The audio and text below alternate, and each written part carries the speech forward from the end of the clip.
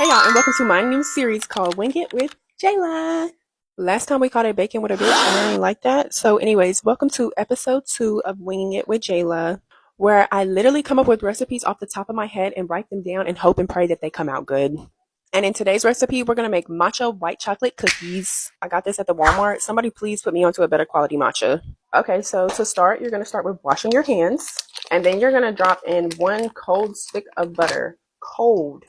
Not lukewarm, not room temp, not softened, cold. After that, now let's add in our sugar. Okay, so I think I'm going to go with 1/3 of a cup of brown sugar. And then we're going to do 3/4 of a cup of white sugar. Dearest Mixer, do you have anything you'd like to tell us? I'm tired of this, Grandpa. Right. Okay, once I feel that that is goodly incorporated, I'm trying to decide if I like the 1 egg and 1 egg yolk method. But I don't know yet. Do 1 egg and 1 egg yolk, yeah. Y'all, please, why did this carton of egg cost me $5? Ain't nobody's eggs better than Eggland. They the best. Add in your vanilla extract or vanilla bean paste. Vanilla bean paste is so much more better than this fake stuff, but we on a budget. Y'all know vanilla is measured with the heart. Now let's incorporate our dry ingredients. 1.5 cup for now. We'll see how we like it. Cornstarch in my cookies is a yes always for me. 1 heaping tablespoon. Baking soda, 1 teaspoon. And then as far as baking powder goes, not a fan of it. 1/2 teaspoon. Soda fumes getting to my mouth. Okay, whisk it all together and you know that it's the best of both worlds. Ooh, I almost forgot about the most important ingredients.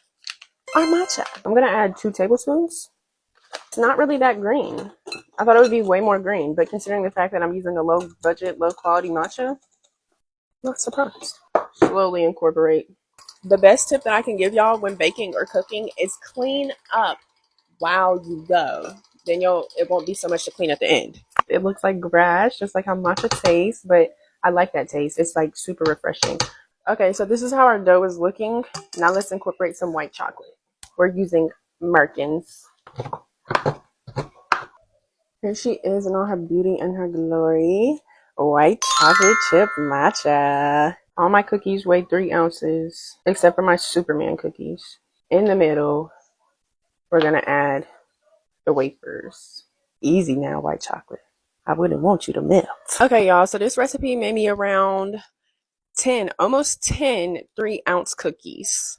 But y'all already know we won't know if it's good until we bake them up and try them.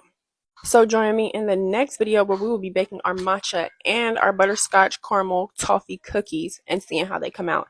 Love y'all. Bye.